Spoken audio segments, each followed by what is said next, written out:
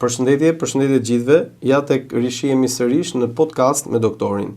Sot kam kënaqësinë e veçantë të kem të ftuar profesoresh Numila Kuneshkën, shefen e shërbimit të pediatrisë së përgjithshme dhe urgjencës pediatrike dhe pedagoge dhe profesoresh në Universitetin e Mjekësisë Tiranë.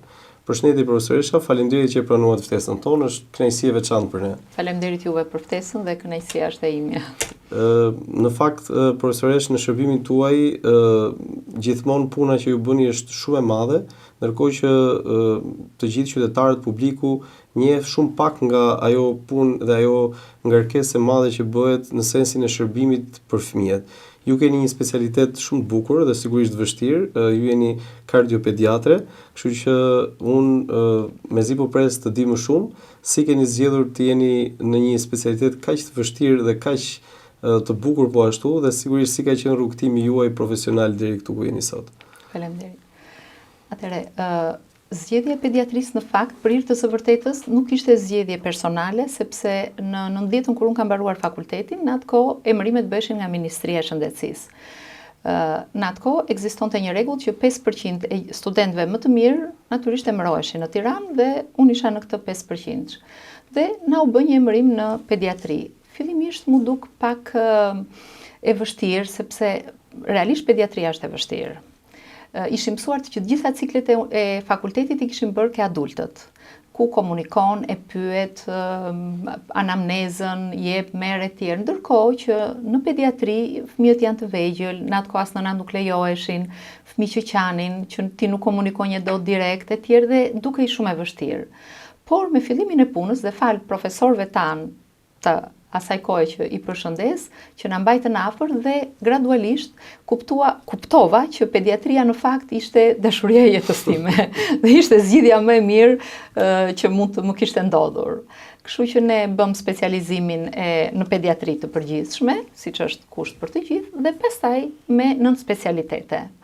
Në fakt, kardiopediatria nuk ka qenë dhe shumë e zhvilluar në atë kohë për vetë kushtet që ishin, sepse mungonin dhe aparaturat, sa po kishte hyrë nga dy paraardhësit e mi të cilët e krijuan kardiopediatrinë, profesor Thoma Kriston dhe doktoresh Raimonda, të cilët ishin të parët që hapën specialitetin e kardiopediatrisë dhe fillimisht hyri një eko e cila ishte pa ngjyra, bidimensionale, tjerë, operacionet natyrisht që nuk ishtim në këtë shkallë që bëheshin sot, por gradualisht me perfeksionimin e aparaturave, të teknologjisë e tjerë, u bë mundur që jemi në këtë stad. Dhe unë pasaj specializimin e kardiopediatrisë e kam bërë në Paris, në një nga spitalet më të mira, edhe me një diplomë në Universitetin Lariboisière, që më ndihmoi, më hapi një perspektivë, një vizion dhe vërtet më formoi si një kardiopediatre.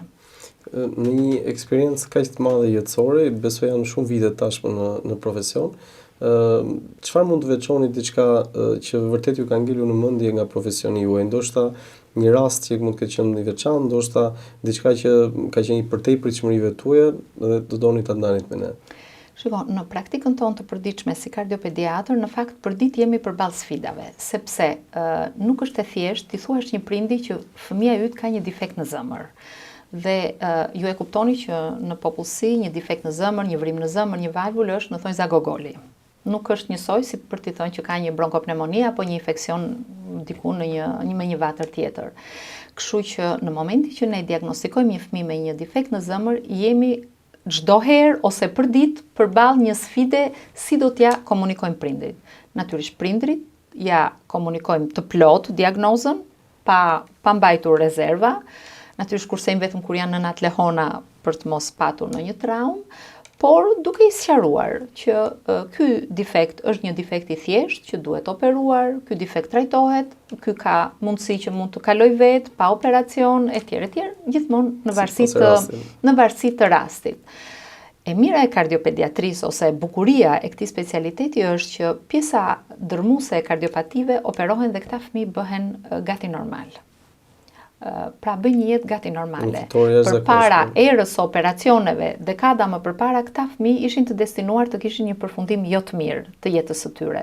Ndërkohë që sot, me perfeksionimin e teknikave kirurgjikale, me diagnostikimet e tjerë, është e mundur që këta fëmijë jo vetëm që jetojnë, por bëjnë dhe një jetë normale. Dhe vërtet është një kënaqësi ose satisfaksion shumë i madh kur një fëmijë që është diagnostikuar, për shembull, vrimat në zemër, siç i quajnë populli, ose defektet septale, që janë dhe më të shpeshtat, prindi si thua shqetësohet, mërzitet e tjerë, dhe ne sqarojmë, shiko, ti në këtë moment të kuptoj që je i mërzitur, por më besoj që ky fëmijë do operohet 3 muaj, 4 muaj, 5 muaj, 6 muaj dhe ky do bëhet normal. Shikojnë në fillim, shikojnë me dyshim, nuk u besohet, sepse është një fëmijë që nuk shton në peshë, që po djersin e tjerë, por mbas operacionit e shikojnë ndryshimin brenda 24 orëve si me magji, kur i thonë. Dhe ky fëmijë rritet dhe pastaj thonë tani po e kuptojmë atë fjalë që na the përpara ndërhyrjes dhe është vërtet një satisfaksion shumë i madh. Profesoresha, ju e përmendet disa herë në fakt që shumë e vështirë që t'ia komunikosh prindit dhe sigurisht e mirë kuptueshme. Ka patur në një moment që ju ka ngelur në mendje ku reagimi i prindit ka qenë emocionues ose diçka që ju vërtet e kujtoni sot të doni të ndani me ne? Disa, domethënë në përgjithësi të gjithë fëmijët, të gjithë prindrit kuptohet që shqetësohen. Më rezulton që më të dobët janë baballarët. Dhe jo, në 3-4 raste baballarët më kanë bërë gjendje të fikti, ndërkohë që nëna ka qenë e fortë. Do me thënë, po gradualisht duke folur, më besoni që është po aq e vështirë diagnoza sa komunikimi me prindin për t'i thënë pikërisht një diagnozë të tillë. Cili ka qenë rasti që ju doni ta sillni që ka qenë vërtet i veçantë dhe i vështirë në karrierën tuaj, që ka rezultuar i trajtuar me sukses, i diagnostikuar së pari me sukses dhe pastaj dhe i trajtuar me sukses? Shiko, ne raste kemi pafund, se në fund të ditës çdo rast që diagnostikohet, operohet në kohë, është një sukses për të gjithë stafin, sepse ky profesion kërkon staf. Pra, përveç kardiopediatrit, është kardiokirurgu, është reanimatori, postoperator, reanimacioni pediatrisë e tjerë, pra është një staf, nuk punohet i vetëm. Dhe nëse është sukses i të gjithëve. Po sjell në vëmendje përpara disa muajsh, ishte një fëmijë që ishte 2 muaj, i cili kishte një vështirësi në frymëmarrje. Kishte lindur në një rreth në Shqipëri, dhe vizitoi te pediatri nga prindrit, të cilët ishin shumë të kujdesshëm, dhe mendohej që ka bronkopneumoni, jepej antibiotik, bënte një 2-3 herë varavinga në spitalin e rrethit. Dhe më në fund pastaj dërgohet në Tiranë. Dhe vjen në urgjencën e pediatrisë, aty paraqiten, e shikojnë që ishte gjendje e rëndë dhe njisin në reanimacion. Dhe mjekët e reanimacionit më njoftojnë, çiko se kemi një fëmijë që po na duket si miokardit e tjerë, kemi rënd. Bile unë isha me studentët në atë moment, i lash dhe shkoj me vrap. Ndërkohë shoh që fëmia ishte blu dhe ishte në shenjat e insuficiencë kardiake, po ishte drejt fundit. Realizojmë ekon dhe shohim që kishte një defekt që ishte i rrallë në zemër, atë që e quajmë zemër triatriale, pra kishte një membranë në një nga atriumet që shkaktonte të gjithë këtë situatë. Dhe pa arritur të flas me mjekët e reanimacionit çfarë ka, marr doktor Altinin në telefon, kardiokirurgun ton, dhe i them që kështu është rasti. Okej, thot Altini, atëre po e bëjmë gati që me njëherë ta futim nesër. Altin, ky nuk pret të vi nga reanimacioni jonë në reanimacionin tuaj, po tani. Okej, tani, tha. Dhe me njëherë, në asistencë, kuptohet se u bë me oksigjen, shkoj në sallën e kardiokirurgjisë, fëmia operua dhe sot është një fëmijë normal. Do të thënë, këtu luftoj me minutat. Prandaj themi që kardiopatit nga njëherë lufta është me kohën. Një rast i jashtëzakonshëm. Është një rast suksesi i gjithë ekipeve, domethënë që morën pjesë, por që u realizuan të tëra në zinxhir, që brenda 10 minutash fëmia u diagnostikua, shkoi në reanimacion dhe u fut në sallë. Kjo është një fitore, në fund ditës është fituar një jetë të një fëmie që... Dhe është normal, ai fëmijë është fare normal, ai bëhet sportist tani. Profesoresha, po në një rast, ndoshta me atë që ne njohim në gjuhën popullore si vrimat në zemër, ndoshta në një rast specifik që mund na tregosh të një rasti që ka ardhur, është diagnostikuar dhe pastaj sigurisht është nështruar një ndërhyrje dhe ka shkuar me sukses. Ju keni edhe më të shpeshta pjesën e ndërhyrjeve të tilla, diagnostikime të tilla. Vrimat në zemër janë të dhomave të sipërme ose të poshtme. Ato të dhomave të sipërme midis atriumeve janë shumë më benigje, në sensin që na lejojnë të vonohemi në diagnozë, sepse ka fëmijë që na vinë dhe 10-12 vjeç, ka gra të cilët kanë bërë dhe 2-3 shtatzani dhe diagnostikohen në atë moment për një defekt interatrial, sepse shumë më benigj në klinik, në hemodinamik e tjerë. Për shembull, ka ardhur një vajzë e rritur 12 vjeç, 1,80 e gjatë, e federuar në lojrat me dorë prej 3 vitesh, që pati një lodhje dhe trajneri thotë shko bëj një kontroll. Kur del me një defekt interatrial shumë të madh, mbi 2 cm e gjysmë, e cila ja referuam kirurgut, u operua dhe mbas një viti kjo vajzë vazhdoi sportin përsëri. Pra le të themi edhe një mesazh që nëse kemi një person i cili ka një problem të tillë, ka një fëmijë të tillë, është një patologji që nuk është alarmante dhe mund të kurohet. Domethënë, pavarësisht çfarë shoh nga eksperienca që kur i thua vrim në zemër, prindrit shqetësohen shumë më tepër sesa kur i thua një valvë apo një enë ngushtuar. Dhe ne themi nga defektet shqyqyrt ketë vrimën, që operohet dhe bëhet normal, sesa një valvul apo problem tjetër që mund të jetë pastaj që duhet ndjekur gjithjetën. Ato midis dhomave të poshtme, ato janë më urgjente që nuk e lën fëmijën të marrë peshë, djersin, anemik, vështirësinë frymarrje shpejtuar e tjerë. Këto kërkojnë pastaj që ky fëmijë të operohet brenda muajve të parë, 3 muaj, 4 muaj, 5 muaj e tjerë, 3 kg, 4 kg. Domethënë raste të tilla kemi patur, jo pak, të cilët janë operuar dhe gëzojnë jetë normale dhe mbas operacionit marrin peshën, qetësohen, që në frymarrje sapo e merr nëna nga operacioni thotë ky tani ka frymarrje të qetë, ky po fle, ky po pi etj etj. Ndryshimi është spektakolar, domethënë. Profesoresha, po në një rast që ndoshta edhe për shkak të vështirësisë që ka pasur, edhe për shkak të llojit diagnozës, edhe pse puna është bërë shumë e mirë, por në fakt nuk ka shkuar ashtu siç duhet. Mund të kujtoni? Shiko, natyrisht në gjithë këtë eksperiencë të gjatë, patjetër ka dhe raste të cilat nuk na kanë ecur mirë. Për shkak të llojit të kardiopatisë që ato paraqesin.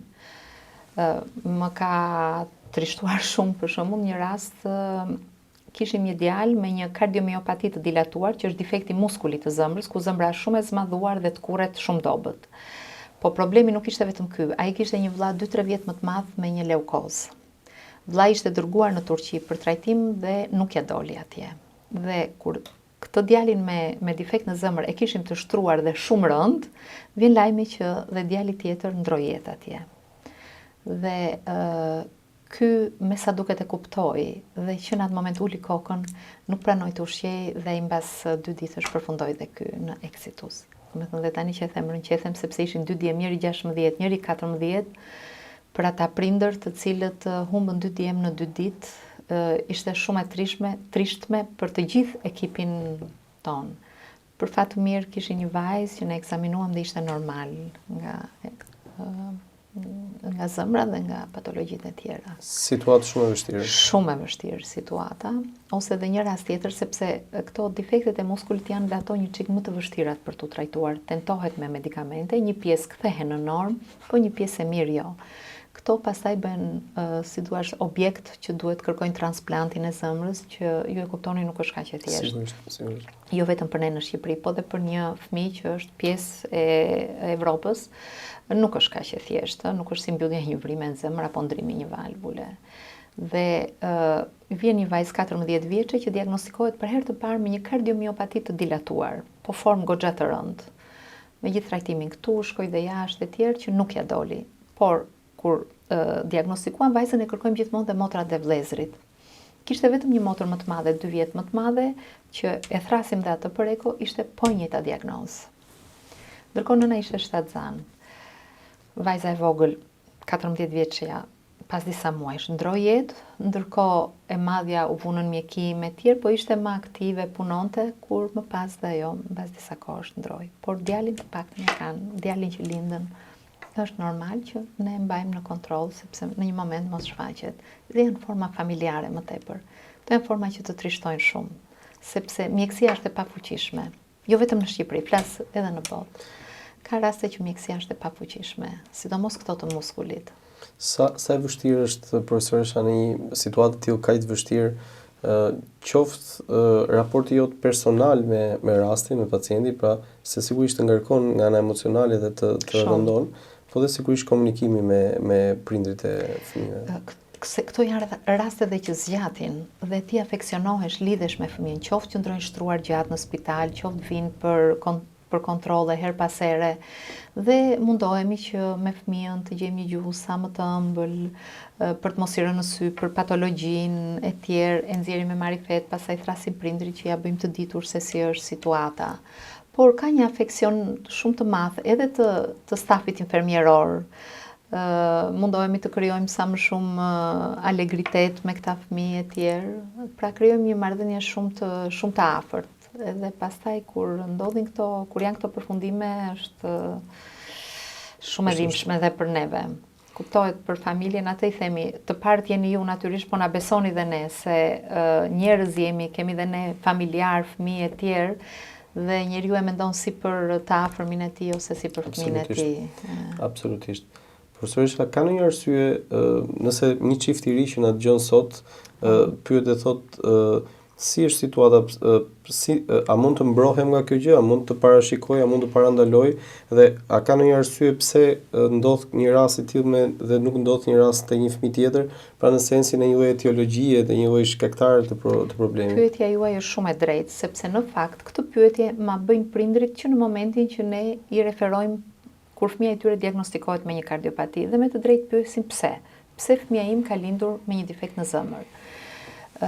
Në fakt nuk është, mjekësia sot nuk mund t'i jap dot një përgjigje eksakte që pse ky fëmijë ka lindur me defekt. Ka faktorë të cilët mendohen si faktor favorizues, për shembull veprimi i një faktori në tremujorin e parë të shtatzanisë së nënës, i një faktori teratogjen që quhet. Në tremujorin e parë, kohë në cilën formohen gjitha organet bashkë me to dhe zëmbra. Jo çdo faktor teratogjen mund të shkaktoj kardiopati në 2 gra shtatzana, sepse varet sa është dhe pragu i këtij faktori teratogjen. Ka kardiopati të cilët janë dhe në kuadër të një sindromi, siç është sindromi Down, sindromi Noonan, Turner etj. Pra janë disa sindrome ku dhe kardiopatia është pjesë përbërëse e tyre. Sot ajo që mund të bëhet përveç testeve gjenetike e tjerë, por është dhe ekoja morfologjike, që bëhet në javën e 22 të shtatzanisë, ku të paktën mund të shikohen kardiopatit komplekse, kardiopatit madhore. Për t'ju referuar prindit. Pastaj është vendimi i tyre. Nuk ka vlerë të shikohet nëse ka ndonjë vrim në zemër, nuk ka vlerë kjo. Por ka kardiopati komplekse, natyrisht për t'ju referuar prindit. Sepse pjesa më e madhe e kardiopative korrigjohen. Kurse janë një grup që për fat mirë janë dhe pjesa më e vogël që quhen komplekse, që shkenca sot nuk ka arritur të bëjë korrigjimin kirurgjikal, por bën vetëm korrigjimin fiziologjik. Pra, bën operacione ndihmëse ose paliative, të tilla që e lejojnë fëmijën të ulit cianozën, të rritet, të zhvillohet dhe të bëjë një jetë quasi normale. Me disa stade operacionesh, domethënë. Nëse ju do bëni një krahasim në vite të patologjive kardiake të fëmijët e vegjël, si e shikoni? Është një proces që ka sjellë në shumë raste në vitet e fundit, apo rastet ngelen pak a shumë të njëjta? Shiko, incidenca është po ajo. Zakonisht është 7-8 për 1.000 lindje të gjalla. Incidenca e kardiopative kongenitale. Është rritur diagnostikimi. Nuk krahasohet me situatën e 30 viteve më përpara, sepse njerëzit janë bërë dhe më alert. Dhe mjekët pediatër edhe gjatë vitit të parë e kanë futur dhe në kontrollet, në check-upet që të bëjnë një eko të zemrës. Dhe kur nuk dëgjojnë suflat ose zhurmat në zemër ose kur nuk shikojnë, me qetësi rekomandojnë prindrit, jo urgjencë, të bëjnë një kontroll, se ka defekte që nganjëherë nuk i kap veshi, por që mund të jetë prezente. Incidenca kjo është pak a shumë atë që është dhe në Evropë, por është rritur diagnostikimi. Sepse janë performuar edhe aparatet ekografike. Ekografia është gold standardi i diagnostikimit të kardiopative, kështu që është rritur diagnostikimi. Profesoresha, një ndër shqetësimet kryesore që sigurisht dhe prindit kanë është edhe koha e diagnostikimit, që ka të bëjë direkt edhe me punën tuaj pa diskutim. por ndonjëherë ne gjendemi përballë situatave ku në spitale në periferi apo në qytete të caktuara nuk është arritur të diagnostikohet në kohë një rast. A jeni përballur ndonjëherë në situata ku një fëmijë mund të ketë ardhur më vonë ose nuk ka ardhur në kohën e dur diagnostikimit dhe sigurisht mund të ketë komplikuar pastaj situatën e tij klinike? Po, sigurisht që kemi patur dhe ne prandaj bëjmë thirrje që të diagnostikohen sa më herët, sepse sot luftohet me kohën në drejtim të kardiopative. Mund të sjell një rast të kohëve të fundit që na vjen një fëmijë 3 vjeçar i cili bënte infeksione pulmonare të shpeshta, por nuk ishte referuar asnjëherë prindit që t'i bënte një eko të zemrës. Dhe kur vjen në kabinetin ton, shohim që kishte presione shumë të rritura pulmonare. Natyrisht dhe me eko patëm një farë vështirësie për ta saktësuar më tej i bëm një angioskaner ku pa që ishte një defekt, ato që ne quajmë dritarja aortopulmonare. Fëmia ishte 3 vjeç. Ky defekt duhej operuar 3 muaj. Sepse ky komunikim ishte kaq i madh sa që kishte rritur presionet në mushkëri dhe gati mund të jenë irreversibël. Me ndihmën e kolegëve tan në Itali, që ne kemi bashkëpunim për këto raste që janë më të vështira, natyrisht u çua në spitalin e Veronës dhe aty bëri dhe disa egzaminime, kateterizime të tjerë dhe ishte në të njëjtën diagnozë që nuk mund të operohej në këtë moment. Kështu që u vu në një terapi për të tentuar për të ulur këto presionet, që do vlerësohet përsëri mbas 6 muaj, nëse ato ulen, do bëhet një kateterizim ku do të shikohet që nëse këto janë të ulura, ka shanse për të operuar. Por është gjëna sot që një fëmijë me një diagnozë të tillë që operoi dhe bëhej normal, erdhi kaq i vonuar. Prandaj është e rëndësishme dhe të Prandaj është e rëndësishme të gjithëve që të shohin pjesën e kohës se kur i drejtohen një mjeku. Auskultojnë me vëmendje çdo fëmijë, një fëmijë që po bën infeksione të shpeshta pulmonare, mos është zëmbra që po e mban, që po e furnizon kaq shumë me gjak të pulmon që po gjithmonë është i mbushur e tjerë. Dua të veçoj dhe një rast tjetër të një fëmije me një defekt në zemër, që ishte defekt jo i thjesht, nga këto me nxirje ose me cianoz, që ne ja referuam prindërve për të bërë 1 ose 2 stade operacionesh. Natyrisht jashtë me këto kolateralet. Prindrit nuk pranuan. Nuk e di pse u ndodhën dhe nuk pranuan. Ndërkohë asaj kaloi koha dhe ajo u bë disa vjeçe. Por ndërkohë vajza rëndohej. Dhe deri në moshën 10-12 vjeç ajo se nuk operohi më pastaj. Çdo gjë ka kohën e vet. Pra, duhej bërë 3 muaj, bënte një tjetër paliativ 3 vjeç dhe mund të rritej se kemi shumë 20 e ca, 30 vjeçar që kanë bërë ato që quhet operacioni fontanit. Prindrit pastaj e kuptuan që kishin bërë gabim, por nuk ishte më kthim mbrapa. Dhe para disa muajsh ajo vajzë bëri exitus, por ajo ishte pastaj e vetëdijshme dhe kemi qenë të gjithë si ekip, bashkë me prindrit, se vinte shumë shpesh çdo javë, ishte me insuficiencë kardiake të rëndë e tjerë, që mundoheshim ta mbanim me fjalë të mira e tjerë, po dhe ajo vajzë e zgjuar po e kuptonte ato dhe ishte vërtet një dramë shumë e madhe që nuk do ta harroj domethënë sonin. Profesoresha, a jeni gjendur ndonjëherë në situata të tilla siç është kjo që sapo thatë, ku ndoshta keni menduar për të bërë një hap pas? Edhe nga mërzitja, edhe nga stresi, edhe nga përballja me prindin, me një fëmijë që është i ngarkuar në këtë mënyrë, ndoshta keni thënë do duhet marr pak pushim, do duhet bëj hapa pas. E keni menduar ndonjëherë? Shiko, çdo mjek ka momente të vështira në rrugën e tij. Nuk ka vetëm suksese, ka momente të vështira, ka situata të këtilla e tjerë, po për të bërë hap pas jo asnjëherë, nuk kam menduar. Kjo më ka dhënë forcë për të ecur akoma më përpara. Ju komunikuat disa herë se keni pasur komunikim edhe diskutime prindrit për raste të tilla të vështira. A ka pas ndonjë fjali, ndonjë fjalë që dikush, një prind ta ka thënë që e keni akoma e kujtoni dhe ju ka bërë shumë përshtypje dhe e keni me veten tuaj çdo ditë në punën tuaj? Në fakt çdo ditë marrim feedback shumë pozitiv nga prindrit, sepse mënyra se si sillesh prindit ta kthen. Sigurisht. Po do të veçonja një rast të një fëmije i cili kishte një kardiopati, për të cilën u operua 2 herë në Itali, po prap nuk ishte në gjendje të mirë, vuri pacemaker, muskuli po i dobësohej e tjerë, dhe ky ishte një djalë mbas 2 motrash. Dhe njëra nga motrat e shoqëronte që në vogli, dhe një moment ta zgjodha mjekësinë. Po ishte një vajzë shumë serioze.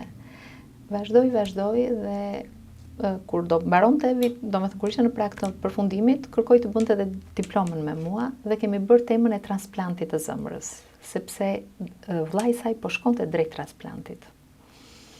Dhe mbasi mbaroi dhe që e prezantoi shumë bukur, tani tha doktoresha do të them një fjalë, tha unë jam bërë mjeke vetëm prej teje, tha.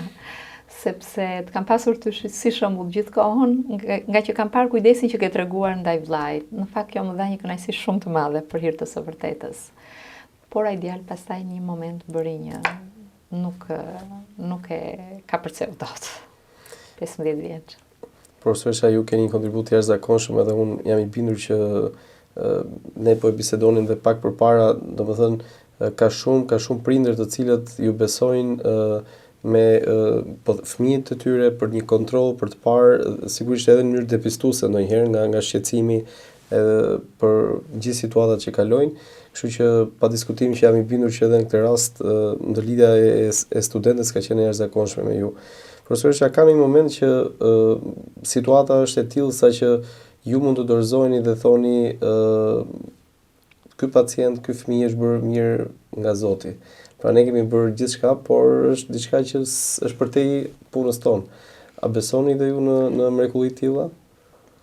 Shiko, tash çdo mrekulli ka një bazë, domethënë. Pa diskutim. Një fëmijë qofse lët pa operuar, por ka raste kudo në mjeksi, jo vetëm që mjekët mendojnë që ky rast nuk do heci mirë, etj, vetëm kur vjen mbas një farë kohe që e ka përcyer atë lloj situate.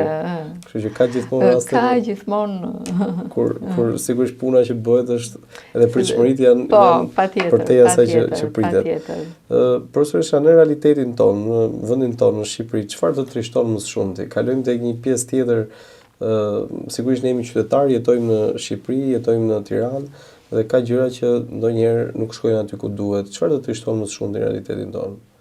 Në drejtim të fëmijëve kardiopat? Jo, në drejtim të përgjithësi, në jetën tonë të përditshme, në raportet me njerëzit, me kolegët, në raportet të përditshmërisë tonë. Shikon, në raportet me kolegët ne mundohemi që, dhe me thënë të drejtën, kemi një komunikim shumë korrekt. Të paktën brenda shërbimit ton ose edhe brenda spitalit të pediatrisë, në fakt dallohemi një çik që kemi një komunikim shumë të mirë me njëri tjetrin.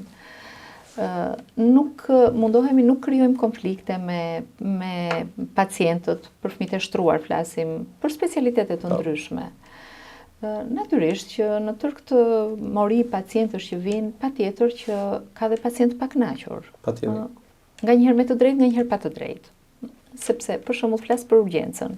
Urgjenca e spitalit të pediatrisë është urgjenca që pret çdo ditë rrotull 300 fëmijë në 24 orë.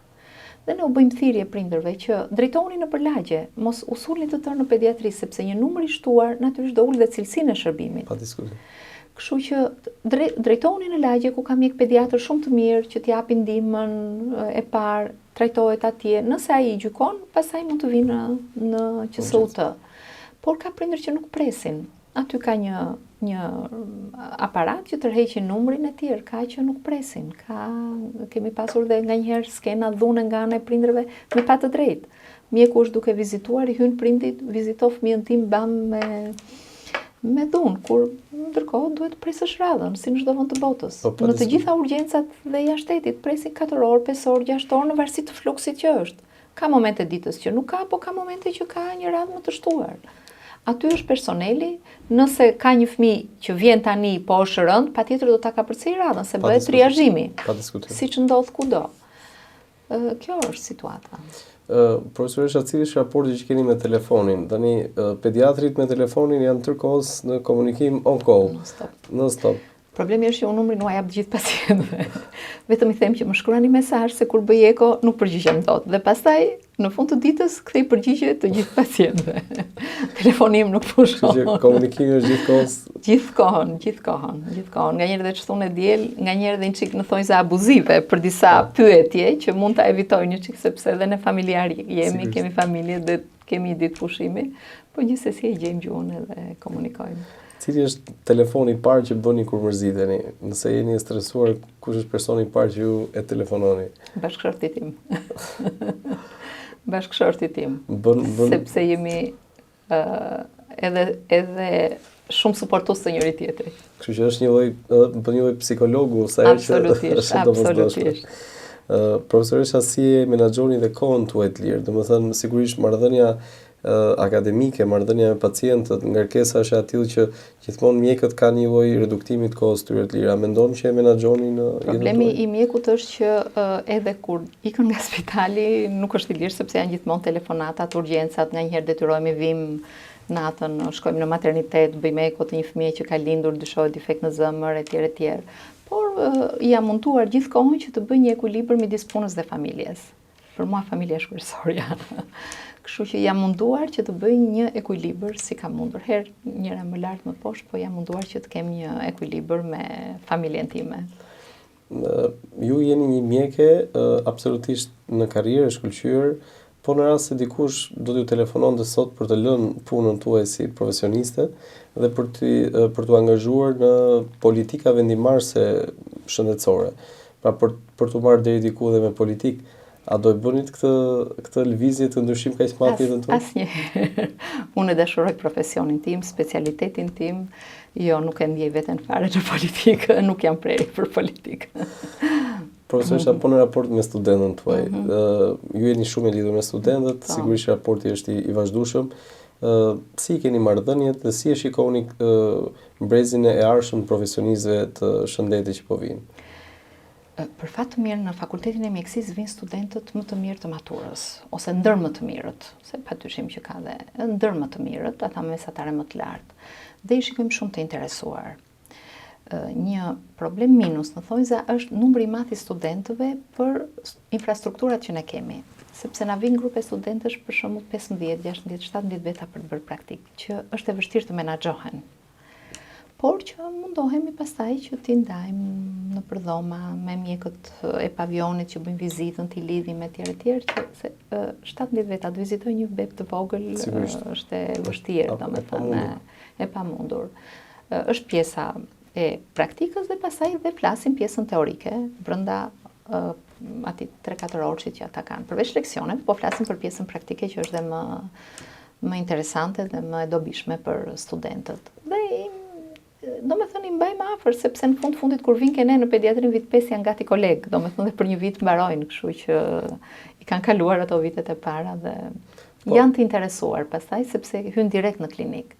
Dhe sidomos pediatria është shumë interesante, nuk është vetëm që është lënda me më shumë kredite në Universitetin e Mjekësisë, por është shumë interesante sepse përmbledh të gjitha fushat. Absolutisht. Edhe si thoshte një profesoresha jonë e nderuar që fëmia nuk është i rritur në miniaturë. Domethënë ka specifikat e veta që për shembull dhe në drejtim të kardiopediatrisë unë nuk marr përsipër të vizitoj të rritur, është komplet tjetër situatë, defekt ato problemet kardiake tek adultët nga ata të fëmijëve, pra nuk duhet të ngatrohen. Në rast se studentët tuaj në një orë mësimi ju shprehin se dikush prej tyre ka dëshirë të ikë jashtë për të vijuar rrugtimin e vet akademik dhe shkencor. Çfarë mendimi keni? Do të jepni një këshill për të vijuar jashtë Shqipërisë apo do të jepni një këshill për të qëndruar në Shqipëri dhe për të vijuar këtu rrugtimin, specializimin, punësimin etj. Ky është një problem në fakt që është bërë çik i nxehtë këto vitet e fundit. Shiko, çdo njeri ka të drejtë që të bëjë një shkollim apo një specializim jashtë. Unë vetë specializimin tim të kardiopediatrisë e kam bërë jashtë. Pastaj, e mira është që këta të kthehen, stash janë studentët më të mirë dhe dalin mjek shumë të mirë dhe atje ku shkojnë vërtet kanë bërë emër shumë të mirë. Dhe na vjen keq kur ikin. Kemi ose edhe shumë mjek të cilët kanë mbaruar pediatrin, kanë shkuar jashtë, që kanë hecur dhe kanë bërë shumë karrierë, andaj na vjen keq. Mirë për ata që kanë arritur në ato nivele, por për vendin dhe për ne na vjen keq. Natyrisht, sot njerëzit janë të lirë edhe e mira është që një specializim jashtë unë e rekomandoj ta bëjnë. Pra të marrin një formim jashtë, mbas mjekësisë ose pastaj dëshira e që të kthehen, kuptohet. Profesoresha, cili do ishte një mesazh që doje që t'i jepje studentëve tu? Ta dashurojnë profesionin e tyre. Po e dashurojnë profesionin, ka përse në çdo pengesë. Profesoresha, cili është qëllimi që keni ndaj vetes tuaj në profesion edhe sigurisht si do doje që të mbahesh mend në karrierën tuaj si mjeke kardiopediatre? Shiko, çdo mjek natyrisht punon për aq kohë sa ka mendje në trurin, shëndetin për të punuar, pavarësisht pensionit. Natyrisht që ka dhe një limit biologjie, kuptohet. Unë gjatë gjithë karrierës time jam munduar që të krijoj një komunikim sa më të mirë me prindrit, përveç pjesës profesionale, që të jem sa më korekte, por dhe në sjelljen me prindrit, sa më korekte, me kolegët, me studentët, me stafin infermieror e tjerë. Dhe pikërisht për këtë dua të mbaj mend, për një njeri që jam korrekt, qytetar që kam punuar dhe kam komunikuar me shumë dinjitet. Ne dal nga dal kemi afruar afër fundit të emisionit dhe në traditën e këtij emisioni unë do doja për jush një mesazh drejtuar të rinjve që janë edhe, po themi, në gjykimin tim me ardhmja e këtij vendi. Mesazhi që u japim të rinjve është e para të studiojnë, sepse arrihet me punë. Çdo gjë arrihet me punë. Mos kërkojnë rrugë të lehta, që nuk janë asnjëherë të qëndrueshme. Puna asnjëherë nuk të lë në baltë. Të zgjedhin atë profesion që ata dëshirojnë, profesionin që ti zgjedh duhet ta dashurosh, dhe të punojnë fort. Të punojnë fort, e para të duan veten e tyre dhe të duan familjen dhe vendin e tyre. Profesoresha, të falenderoj shumë. Ju falenderoj unë juve. Një bisedë shumë e këndshme dhe shpresoj dhe uroj të kemi dhënë mesazhe të duhura. Faleminderit juve. Duke ju falenderuar të gjithëve për vëmendjen tuaj, do të shihemi si çdo të mërkurë në orën 19 në podcast me doktorin. Faleminderit.